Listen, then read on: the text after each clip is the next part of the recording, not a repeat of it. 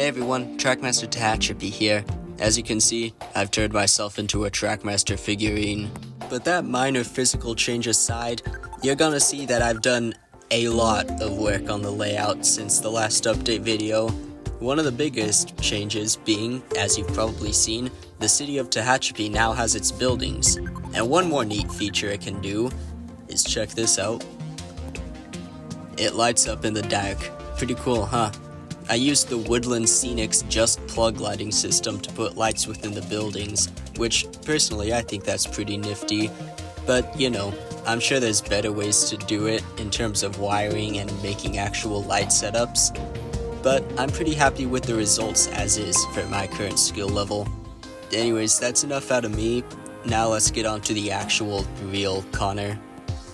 Alright, now that absolutely nothing's changed except for me ending that little bit, let's get on to, you know, the thing you came here for, the actual updates.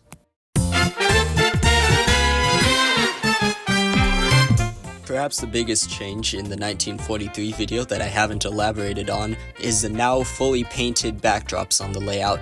These are currently temporary backdrops that I do plan on replacing one day once I sharpen my skills. Luckily, my goofy, idiotic self in the past managed to think ahead and collect some footage during the painting. Pretty much the setup you see here is all that I had to work with, was just acrylic paints, the actual sheets, and Charles Smiley DVDs for background noise. These are the colors that I used, and if needed, I had extras. As you can see, some of the strips were extra long, such as this one between Caliente and Cliff, and this other one that I believe is between Woodford and Cliff. For the sky, I used 3 different shades of blue, and to blend them I took a little wet paper towel and mixed some wet paint together in a sort of swirling motion to sort of blend the layers together. And as you can see, I think it turned out pretty well if I say so myself. Now if my hypothesis is correct, then this specific moment in the video is gonna screw up the frames per second for the entire video of me painting the Cameron to the loop backdrop. You know, there's nothing really special except for this one part, the time lapse. Now, I don't really have anything to prove this until this video is actually out and I can watch it, but I'm pretty sure that adding time lapse sections like this is what's gonna screw up the frames per second for the rest of the video for some reason. Also, horses. I went to the Mammoth Fun Shop up in Mammoth Lakes, California, and found that they have a whole little section where you can just take miniature animals. These animals just so happen to be the perfect scale for my Trackmaster layout, so I took a few horses and a black bear and called it good. They definitely add some new life to the Woodford and Bealville Ranch areas. Also, my car's here in Caliente, which I'd say is pretty nifty that I found one similar. And speaking of cars, the highway overpass is now properly painted gray. Of course, eventually I'll have to go back and repaint it in a lighter shade to try to get it to look more like it's made of concrete. Mojave has new scenery too, including an overpass and new telephone poles, including a little billboard that I made to hold business cards, which I think is kind of a neat idea that I just made. Sorry about that little brain fart, I just had to recollect myself for a moment. But this is just going back over the actual layout changes of the lights in town.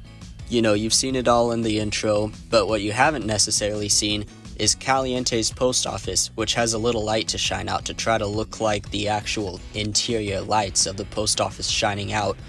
It provides a pretty cool view when trains are going by at night. You can't really see it on camera, but it looks better in person. Currently, there's still plans for 2 more buildings to receive lights, that being the ranch. Hey, would you look at that, someone called me mid-recording and cut off my mic audio, sorry about that. But the Conan's Bakery and the ranch insurance and real estate buildings need the lights.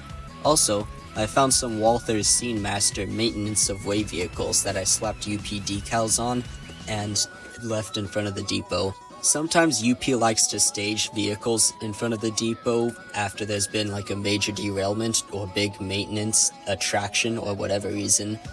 And pairing them up in a scene with the ballast tampers just feels right. It's got a pretty cool little maintenance scene that I can use as an excuse to not run trains.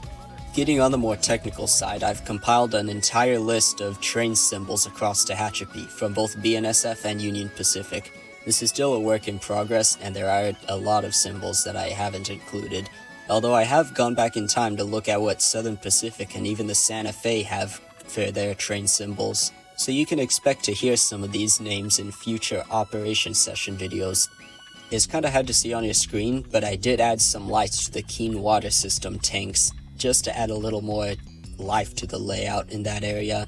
If you ask me, Woodford's a pretty good summary of its real location, with the collapsed mine and everything. But here's one more change I'm planning on adding. You see these bushes? This is supposed to be a creek. However, recently I went out into the Tehachapis myself and checked out the creek there. As it turns out, there is still in fact water flowing in the middle of July, which is pretty cool.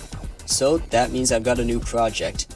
Add water to not only the collapsed canyon rockspur quarry area, but also add water to the creek. I'm sure it'll bring some new life to the layout. And one more thing I do intend on fixing is the tracks around Cliff, since they're sagging a bit. But that aside, I kind of forgot why I filmed these pan-out shots, if I'm being completely real with you.